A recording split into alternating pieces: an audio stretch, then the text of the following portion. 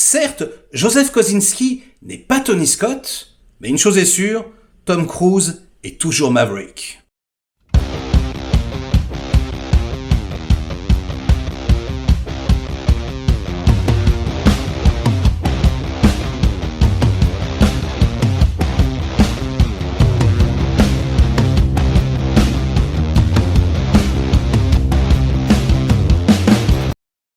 Salut les cinéphages, c'est Merege, et ça y est, on l'a enfin vu, Top Gun Maverick, Top Gun 2, le retour en force de Tom Cruise. Putain, on attendait ce film depuis 2020, ça fait, je sais pas, 3 ans, on n'en peut plus, et ça y est, on l'a vu, en IMAX. Avec David de Film Talker et Zoltan, on a tous les trois ultra kiffé. J'avais 15 ans, pendant toute la séance, franchement, c'était mortel. Déjà, ça commence avec le logo Don Simpson, Jerry Bruckheimer, hein, ils ont remis Don Simpson, ils jouent avec la nostalgie. On est là, en terrain connu, on réutilise un petit peu les mêmes focales, les mêmes couleurs. Bon, pas exactement, c'est un tout petit peu plus froid que le Tony Scott. Feu Tony Scott, que j'adore. J'adore ce film, tout le monde le trouve kitsch. Moi, j'ai toujours adoré, hein. J'adore les poursuites en avion. Il n'y a jamais de film avec poursuites en avion. Il y en a, allez, 5, quoi. Et là... mais waouh! Alors putain, déjà, on prend le film, mais comme un bonbon qui ne s'arrête jamais, quoi. C'est ultra plaisant, 2 heures de bonheur, ultra léché à tous les niveaux. Et ils ont eu tellement de temps pour le peaufiner que ça sent, rien ne dépasse, tout est carré. Franchement, le montage, le découpage, le son, la musique, le truc, mais tout est millimétré, graissé, c'est mortel. Le langage cinématographique, même s'il est simple, hein, je veux dire, pour les scènes de dialogue et tout, il est parfait, il n'y a rien qui déborde, c'est vraiment mortel. Tous les acteurs sont excellents. Tom Cruise, franchement, il en impose, le mec, il a presque 60 ans, c'est vrai qu'on lui donne, 47 sans problème, quoi. Il fait bien 10-15 ans de moins, c'est hallucinant. Et il prend un malin plaisir à récupérer son personnage de Maverick, mais comme si, on l'avait quitté la semaine d'avant, quoi. Et c'est vrai que des petites mimiques, des petits sourires, des petits clins d'œil, font qu'on, c'est plus Tom Cruise qu'on a, c'est vraiment Maverick, et ça fonctionne vraiment, quoi.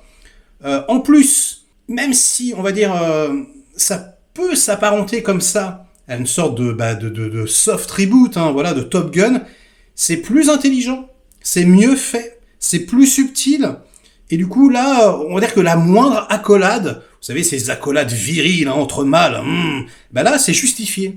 Tout est justifié tout le temps. C'est excellent, quoi. Et c'est même émouvant. On a des scènes, on est là, on fait putain, c'est cool, quoi. Et Tom Cruise joue un petit peu la comédie, quoi. La larme à l'œil, etc. Et je m'y attendais pas, franchement. Alors, oui, hein, le scénario, il n'est pas exceptionnel, hein. En gros, pour vous résumer un tout petit peu l'histoire, hein, c'est donc à Top Gun. Il y a une nouvelle génération de pilotes qui doit mener à bien une mission, et pour les entraîner, ils vont chercher Tom Cruise, voilà, pour que cette mission réussisse. On va chercher le best of the best. Et voilà, je vous en dirai pas plus, et de toute façon, on n'a pas besoin d'en savoir plus, mais c'est tellement fait, avec un amour du truc. Il y a tellement une fibre années 80-90 comme ça, ultra plaisante. En plus, c'est un film de vieux. Tu es vieux, hein, tu es un boomer, tu as vieilli, mais t'inquiète, c'est un film pour toi, tu vas voir, les vieux, on sait faire des trucs. D'ailleurs, il y a un léger sous-texte, c'était mieux avant, j'ai trouvé. Hein. Nous les vieux, on sait mieux faire que les jeunes.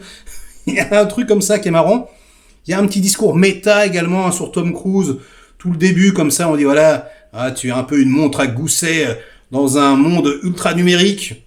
T'es un petit peu mort, quoi. Hein. Tu vas mourir bientôt, Tom Cruise. Hein. Puis lui, il se retourne, petit clin d'œil, il fait « Ouais, mais pas aujourd'hui. » Et c'est clair que, non, il est toujours pas mort, il est increvable. Waouh! Alors, on pourrait déblatérer pendant des heures de « Ouais, alors le scénario, l'histoire, les machins, on s'en fout, après tout. » Parce que ce qui est important, c'est les putains de scènes d'action, les scènes aériennes. Alors, est-ce que ça valait tout le tintouin qu'on en a fait? Oui, franchement oui, c'est mortel. Et c'est un peu le paradoxe, hein, d'ailleurs, c'est-à-dire qu'on regarde le film et on se dit tiens, c'est cool, cette saveur, on est en train de me montrer un blockbuster à l'ancienne comme on n'en fait plus.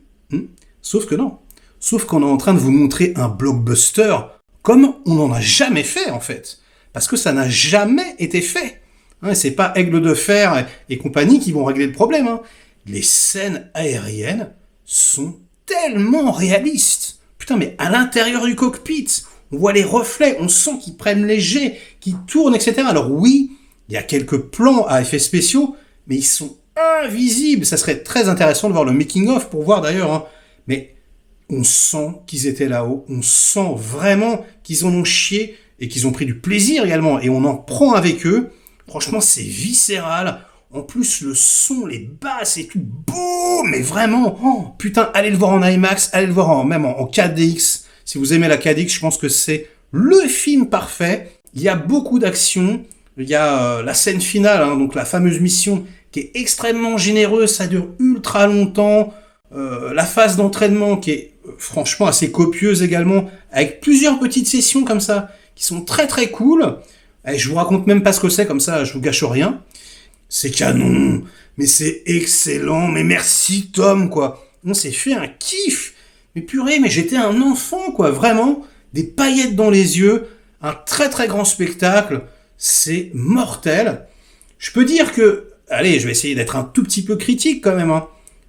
On comprend qu'il n'y ait pas tant de films avec scènes aériennes que ça, puisqu'au niveau de la spatialisation des scènes d'action, bah c'est compliqué, hein, un petit peu. C'est-à-dire que, en fait, on ne sait pas où on est, on n'a pas de point de repère, on est dans les airs. Et donc, du coup, c'est assez compliqué de faire comprendre où sont les avions, quels sont les enjeux, etc.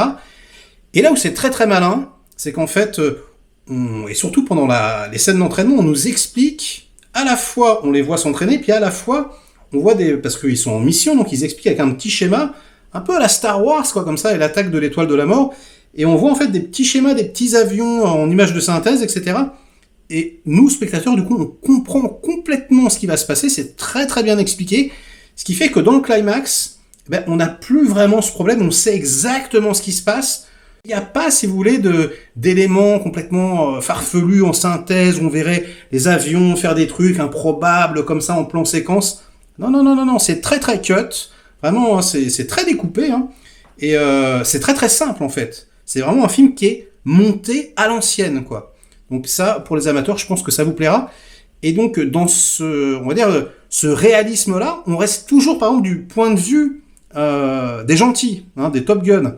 Les méchants, qui ne sont pas caractérisés, d'ailleurs c'est très très drôle, on ne sait pas qui c'est. Voilà, mais en fait on les voit jamais.